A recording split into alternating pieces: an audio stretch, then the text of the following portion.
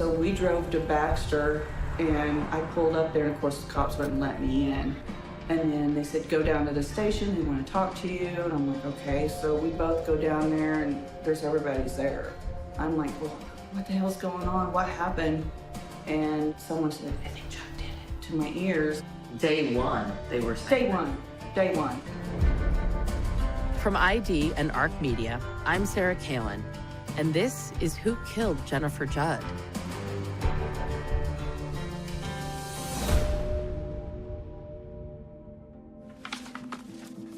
When I started investigating the murder of Jennifer Judd, I knew I couldn't focus solely on Jeremy Jones.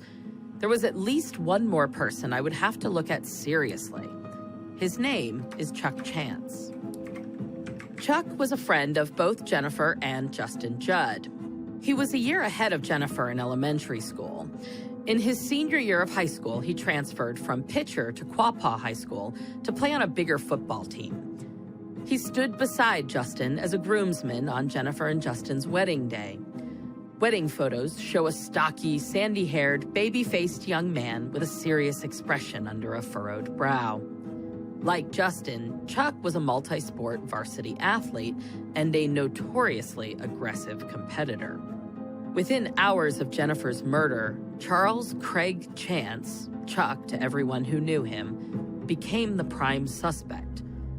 12 years later, when Jeremy Jones confessed to killing Jennifer, Chuck Chance was still the main suspect. Kansas Bureau of Investigation agent Larry Thomas traveled to Alabama to talk to Jones. Here is what he said to Jones. Our case is based on witnesses, and there's no doubt I could probably charge Chuck Chance based on the witness information, but I don't think I can convict him. Thomas says, there's no doubt I could charge Chuck Chance, but I probably couldn't convict him. I've known Chuck Chance was the primary suspect since I first heard about Jennifer's case, but I have never known quite what to make of the suspicions surrounding him or why the police never charged him. I've gathered that Chuck had no real record when he was suspected of killing Jennifer, but in the years since, he's landed in prison several times, usually in cases involving theft or drugs. He has several protective orders issued against him for behavior related to violence against family members. He has at least one misdemeanor violation of a protection order. Otherwise, there is no court record of domestic violence. It's unusual to see an act so violent as what happened to Jennifer without seeing a pattern of escalation leading up to it and a steady continuation of similar acts afterwards. Unusual, but not unheard of. When I arrived in Miami, Oklahoma in March of 2024, I tried to get a general sense of his reputation. What's going on with him when you say, like, you know about him or that He's just been trouble. He's just a lot of trouble, you know, and I don't know. I spoke with someone before, and mentally he's not right. And I don't know if it's like from a lot of drug use or just mental illness. This is Detective Leslie Bissell. Was he into meth, or was it more like leaning into opioids when that came in? You're not sure? No. Leslie is not directly involved in this investigation, but she's been part of the law enforcement community in this region for decades, so she knows anyone and everyone. She's generously offered to help connect me with key people in the area. She approached Chuck's sister to ask if she'd speak with me. Apparently it didn't go well, so I've decided to leave it alone. I spoke with several friends of Jennifer and Justin while in the tri-state area, including Jennifer's childhood friend, Chris Hausch. Chuck was huge. He was kicked out of Pitcher, let's see, I would have been a sophomore maybe, and he was a senior. He blew the end of his finger off with some type of firecracker, and we had some science class together. But otherwise, I didn't have much contact with him. Did Jennifer like him? At the time, she never said anything one way or the other. I never thought Chuck had much to do with it. So many people did. Why not Chris? Were Chuck and Justin really tight, or was it just something that has sort of been mythologized. Those guys all run together in a group, so there were always 5 to 7 of them together all the time. You didn't see one alone anywhere. They were always kind of together, hanging out. And so I don't know that he liked him any better than any of the others. I asked her to elaborate on Chuck and how well he knew Jennifer. Chuck had been at Pitcher with Jennifer. Had you ever heard anything before about Chuck having feelings for Jen, like having some sort of a crush on her? No, that was a rumor that was started after she passed. And that was, you found that not even? No. There were several of those rumors that came out afterwards. Michelle McCorkle shared the most interesting details on Chuck. They were into drugs and stuff. Because Jennifer had told me one time that she found some stuff in the toilet. I'm still trying to vet this detail about Chuck, Justin, and any involvement in what Michelle calls the Quapaw Mafia. Quapaw is the name of the town Justin, Michelle, and her husband Tommy grew up in. It's also the name of a tribe that has lived in the area since long before any of this happened. When Michelle talks about the Quapaw Mafia, she's referring to a group she claims her father-in-law led. Michelle tells me Tommy Davis's dad made speed, and that Justin, Tommy, their friend Skip, and a few other local guys were part of this supposed mafia, if loosely. So far, I haven't found anything to confirm there's any sort of Quapaw Mafia. I will be honest, I take what Michelle says with a grain of salt. Not because I think she's lying, just because memories can be clouded or even altered by emotion and the passage of time. The pieces of this don't quite add up to a concise snapshot of a moment in time, but rather have the appearance of a blending of many moments shaped into one memory. She also shared that she thinks Chuck knows who killed Jennifer, that he saw the crime scene when he stopped, drove over to get Justin at work, and then came back with Justin to clean up the scene, both of them acting to protect some guilty third party. This scenario is the most difficult to buy into, if for no other reason than it would require a whole handful of co-conspirators at Justin's workplace, all in it together to make Justin's alibi credible. Instead of latching on to this, I wanted to steer her back onto the main path. I asked Michelle if there was a history between Chuck and Jennifer. Chuck and her got into it many times at parties, but it was just like bantering back and forth. There was no physical pushing or nothing like that. What would provoke a 20-year-old to kill his friend? Unrequited love or even lust? Anger at her for taking Justin's time away from him? Some old grudge going back even further into their childhoods? Silencing her as a potential witness to drug trafficking? There are possibilities to explore and either confirm or eliminate from this puzzle. Police took dozens of witness statements back in 1992. They talked to many of Jennifer and Chuck's former classmates. It'll take me weeks to read them all, and I'm hoping these statements will start to answer the questions surrounding Chuck and Jennifer's friendship. As I dig into the case files, I can understand why Chuck Chance has been a suspect from the very beginning. I can see why they have had some difficulty excluding him. But I can also see why they have not been able to arrest him. The first clue is in his initial statements. Police first spoke with Chuck about 90 minutes after Chuck and Justin discovered Jennifer's body. Chuck says he woke up in the morning in Pitcher when his wife Tracy left for work. Chuck and Tracy got married right after high school and had a 1-year-old daughter. He says that around 7 a.m., he left his apartment and headed to a fitness center where he spent about half an hour in a whirlpool, then showered and left. From there, he drove over to Justin and Jennifer's apartment. Chuck says he didn't see Justin's truck in the driveway, so he assumed Justin was at work and decided to go over there. He doesn't explain this decision, or if it's something he typically does. The cops don't seem to ask, which I find strange. Chuck adds that he saw a saleswoman knocking on the door of the other half of the duplex. At least, he assumed she was a saleswoman. He didn't recognize her. It's another strange detail. He says he saw her as he was pulling out of the Judd's driveway. She yelled out to him, so he rolled down his window. She came up to his car and asked if Mr. and Mrs. Judd lived there. He said, yes, he's my friend, and they live here. She walked over and knocked on the door, he says, and he drove off.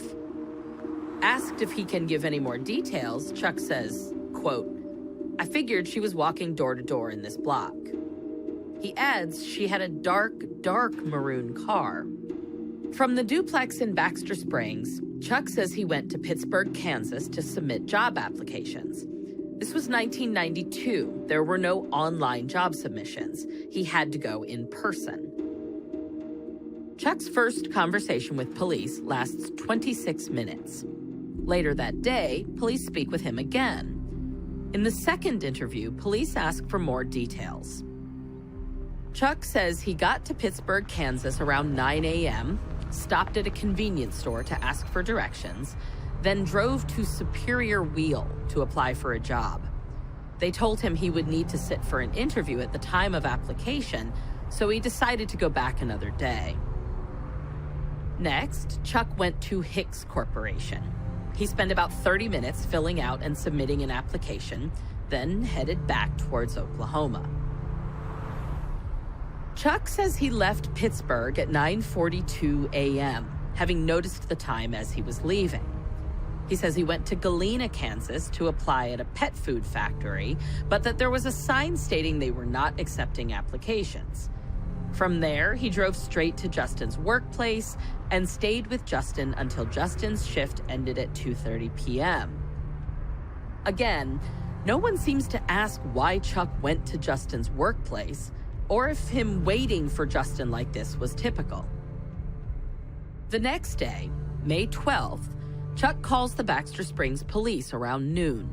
He says he's forgotten a chunk of the morning and he wants to amend his statement. Where he initially says he left Pittsburgh at 9:42 a.m., he now says he left between 10 and 10:15 a.m. He drove from Pittsburgh to the pet food plant in Galena and then to Commerce, Oklahoma, to deposit an unemployment check in his bank account. After the bank, he went to the Pitcher post office. He states it was 11:30 on the dot when he got to the post office, because as he pulled up, the clerk was locking the door for a lunch break, which was always at 11:30 a.m. Now in this corrected version, he says he went from the closed post office to Justin's workplace, passing through Baxter Springs, arriving at Justin's security booth around 11:45 a.m. The rest of the story remains the same. They stayed there until 2:30. Chuck followed Justin back to the duplex, and together they discovered Jennifer at 2:45. So what do we do with a timeline like this when we're examining a possible suspect? We want to check the actual point-to-point clocking of the distance and the time each one might take in order to verify that the story holds up in the big picture. Detectives drove the route with the amended information in 1992 and again in 2000. I also mapped it out. We all arrive at the same conclusion. Chuck's timeline lines up with the actual drive times. The second step is to verify he was actually at each of the places when he says he was. Police went to the places he applied for work, the convenience store, the bank, and the post office. There are witnesses who confirm not just that he was there, but that he was there when he says he was. So what's the problem? If his story appears to be accurate, how did Chuck Chance become the primary suspect in the murder of Jennifer Judd? And why has he remained so for 32 years? Because if Chuck left Pittsburgh at 9:42 a.m., as he said in his first statement, even if everything else is true, there is a window of 23 minutes that is not accounted for. Within those 23 minutes lies Jennifer's time of death. exactly when Chuck would have been passing right by the Judd's apartment in Baxter Springs. But, and this is really important, if Chuck left Pittsburgh between 10 and 10:15, as his amended statement said, that window slams shut. The witnesses at the bank and the post office are important, but not enough to rule him out, because he could have stopped at Jennifer's, killed her, then continued on to the bank and the post office. It's important to note, however, that the people who saw him at the bank and the post office didn't see any blood on him. They said he was, quote, calm and acting normal. The timeline doesn't leave time for him to stop somewhere and change clothes, and, quote, calm and normal behavior doesn't track with a 20-year-old first-time killer. It's perplexing. And to the investigators' credit, they didn't have quite as much tunnel vision as I initially thought.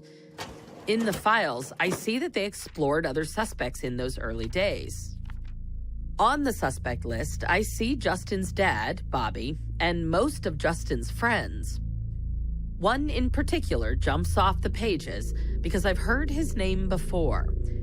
Tommy Lee Davis Jr., ex-husband of Michelle McCorkle, best man to Justin at the wedding only 9 days before Jennifer's murder.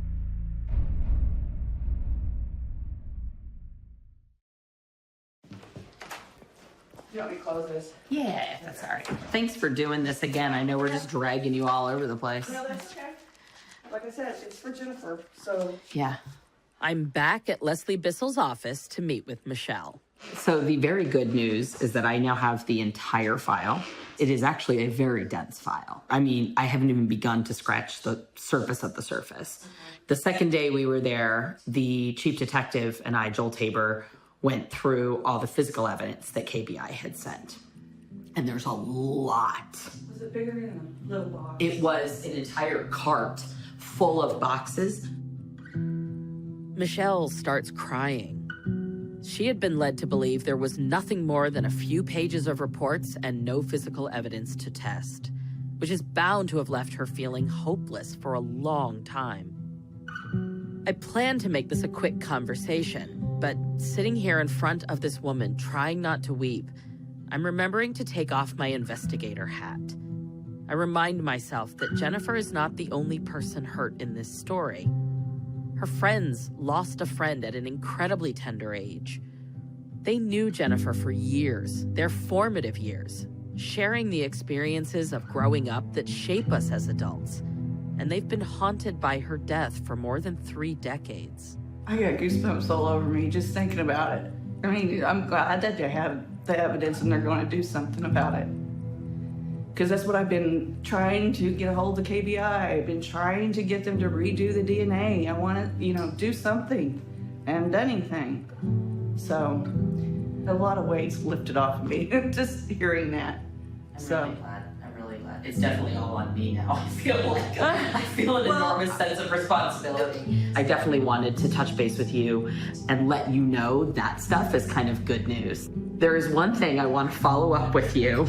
Tommy Davis was your ex-husband, right? Right. So you know that they took blood and hair from him and looked at... Yeah. He never told me that. I wondered about that. Wow. They looked at him for a while. Then as the list whittled and it got down to about 5 people, and he was in those 5 people.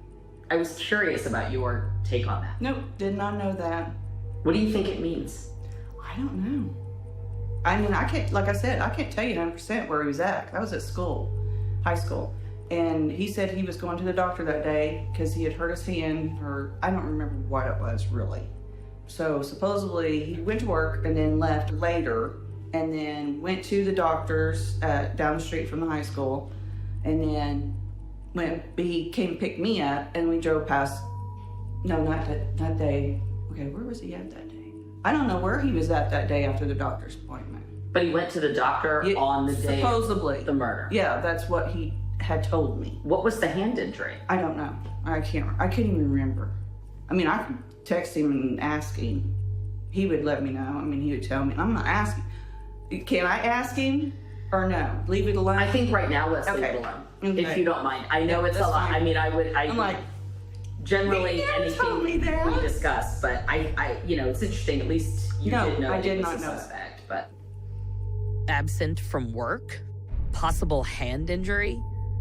It doesn't take a mathematician to see how that might add up. I didn't think he was a suspect back then. The day of, they pulled me into the sheriff's office by myself and asked me if I knew anything. And that blows me away. And I didn't, wow. Yeah. Yeah, There's a lot of things he didn't tell me back then. Do you have any reason to think that Tommy is somebody I should look at? The man can't even cut open a deer whenever he would hunt. I had to do it. He would puke. So, Okay. I mean, we've gotten to fist fights. I mean, knock down dragouts in the front yard. But that's because I am who I am and I don't let anybody hit me. And he's got a chipped tooth because I hit him in the face with a ball bat and came home drunk, and I was pregnant with my second child, and he came up, called me a bitch, and I just went bang and knocked out his tooth. But reason why he moved to California, I'm gonna tell you this, because just in case you went, well, he moved to California, he was into drugs so bad. Was he on meth? Yes. Yeah. Or speed, one of the two. Yeah. Probably speed. I would have known if it was meth because he would have had sores all over him. So me and his sister put him on a Greyhound bus all the way to California. It gives him some time to think. Exactly. To his grandma's. Yeah. So he's still living out there. But I didn't know that they took pubic hair and blood and hair from him. So I don't think he did it, but then I'm not 100% sure. I'm about 85. She raises her hands and shrugs her shoulders. I don't think she has any more to say about it. Not that she's hiding anything, far from it. But I think she's shared what she knows. I ask Michelle what she remembers from the immediate aftermath of Jennifer's death. She sits for a minute, then starts talking about Chuck Chance. He even came to my house in Quapaw, and this is after Jennifer was killed, and he came to the house looking for Tommy. And I said, you are not to come in my house. And then, of course, he was told not to go to the funeral. According to Michelle, Justin originally asked Chuck to be part of the funeral. But when Chuck became a suspect, Justin changed his mind. And he was a pallbearer. He was listed as pallbearer. He waited down the street. I remember him telling us at a party that he waited down the street and just watched because he felt so bad. But Skipper and him both, Chuck, had said, why aren't you looking at Tommy Davis? Because why are we getting, this treatment and you hadn't even looked at Tommy Davis yet? This makes sense and could be one of the reasons the cops looked at Tommy in the first place. Maybe Chuck planted that seed. Michelle says Skip is still living in the area and she will put us in touch. That's all I have for her today. She tells me she visits Jennifer's grave often and plans to go again this afternoon. She says she feels Jennifer's presence there and that she wants Jennifer to know that I'm looking into her case. You don't know how much this means to me. I mean, I miss Jen. I do. It's been 31 years. But she has been. Whenever I was going to school, she helped me with Lauren. She just was there for me. And I do miss her. And I kind of blame myself that she got killed. Because we could have went to the mall that morning and she could have been gone. And then if it did happen and someone came in, I'm a big bitch. And I did fight a lot. At least someone would have got away. And she would still be alive today. And I blame myself sometimes. I do blame myself. Because if I would have been there, she'd still be alive. The only person to blame in any homicide is the person who committed the act. 100%. It is never the victim's fault. It is never a family member's fault. It is never a friend.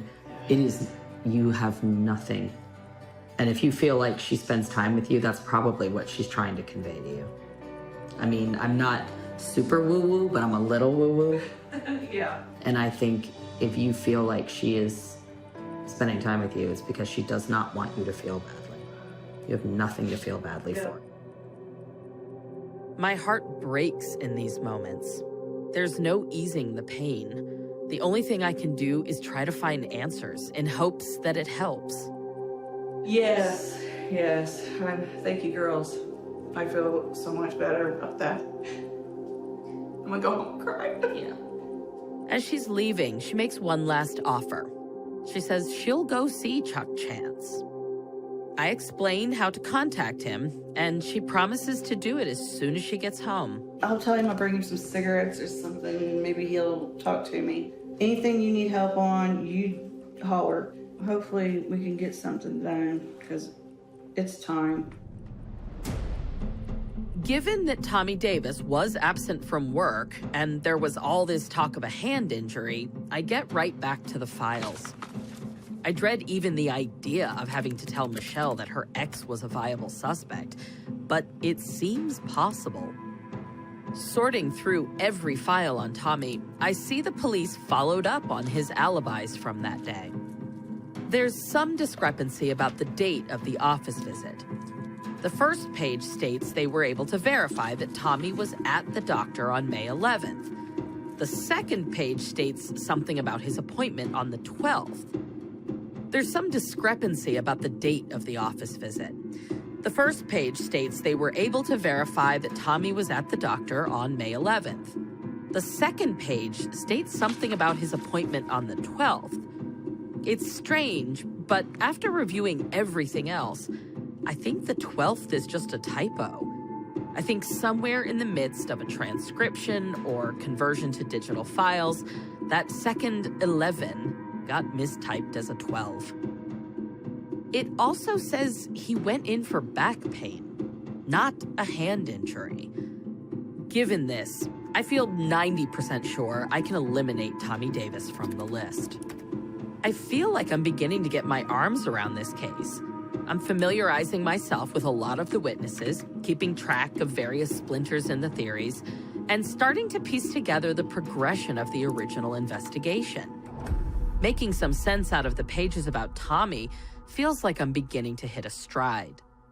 I search for a sketch of the woman Chuck saw at the Judd's house. He assumed she was a saleswoman. I'm hoping the cops asked for more of a description and created a sketch. So far, I can't find one. There are subfolders to subfolders, and I'm still sorting through them, but I at least feel like I'm starting to know what I'm looking for. In one of those subfolders to a subfolder, I come crashing to a halt. Holy shit, there are fingerprints on the murder weapon. Usable prints, 3 of them, on the blade of the knife left lodged in her back. According to the files, the KBI found the prints in 2000. I don't see anything about the police comparing the prints to Chuck's prints. I have to assume they were not a match for Chuck, or he'd certainly have been arrested. But the old adage about assuming comes up a lot in cold case work. Of the 3 comparable prints, one of them was good enough to be entered into AFIS, which is a national database of fingerprints connected to crimes committed across the country. It was entered in December 2000. This just happens to be when Jeremy Jones fled Oklahoma while out on bond on rape charges, by the way. His prints got entered into AFIS incorrectly, and when he was later arrested in Georgia, the cops let him go because his prints didn't match anything in the system. Which is my way of saying, the system isn't foolproof. If the system had accurately identified Jones, it's possible at least 4 women would still be alive today, if not more. I don't want to be all tinfoil hat here, but when I see that there was a usable print on the murder weapon, I start to wonder if maybe Jones didn't flee the rape bond, as I've always believed. I mean, he'd been charged with sexual assaults before that and had never fled. why in 2000? Maybe he found out there was a print on the knife used to kill Jennifer Judd. It's certainly possible. I'm becoming more convinced that either this print or DNA testing will tell us who killed Jennifer Judd. Once we as a team have determined which items have the best chance of yielding results, we'll send the pieces of evidence, control samples, and DNA profiles of every suspect to a lab I've worked with many times. I'll also be sending along one additional profile, one that has never been compared to a single item in the Judd homicide, the profile of the only person who has ever claimed responsibility for murdering Jennifer, the profile of Jeremy Jones.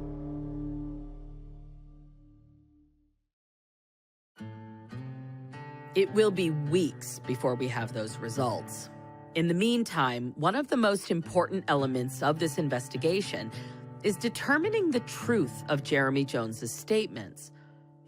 I've been thinking about Chris Hausch's request to watch the part of the confession tape where Jones mentions her. I decide it'll be okay to do so. Chris comes over after work on my last night in Joplin, Missouri. I cue up the recording. Chris asks to watch more. I warn that it could be stressful to watch. Chris understands and politely insists. She grabs a blanket and lays on the couch. Jeremy tells a story about the powwows. Who's he talking about? Jen. Who? Jen. Okay. Chris looks angry as she listens to Jones say he met Jennifer at a powwow.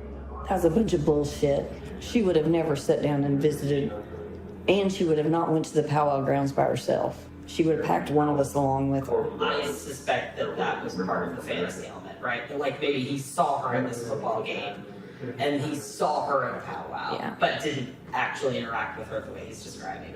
But it is interesting, he knew that Justin and Jen fought all the time. My impression is that any actual, like, relationship between the two of them is entirely in his head. Mm-hmm. And I'm just still trying to piece together if any of the rest of it is true. This is where I really need Chris's help. We keep listening. Jones tells a story about their childhood, riding bikes together. That story is completely true. About you guys riding bikes after dark? About us riding bikes after dark. The railroad tracks are a block over from my granny's house. And we were messing in the dirt, doing something. I was a tomboy. I mean, I didn't have a 10-speed. I had a Takari dirt bike. And we were down there just playing. And when the street lights come on, it was time to go home. That's just the way it was. I could hear my grandma hollering for me. And she came around the corner and started walking towards us. And so we got on our bikes and was going home. And she told him, she said, get your ass back across to your mother's house and get home.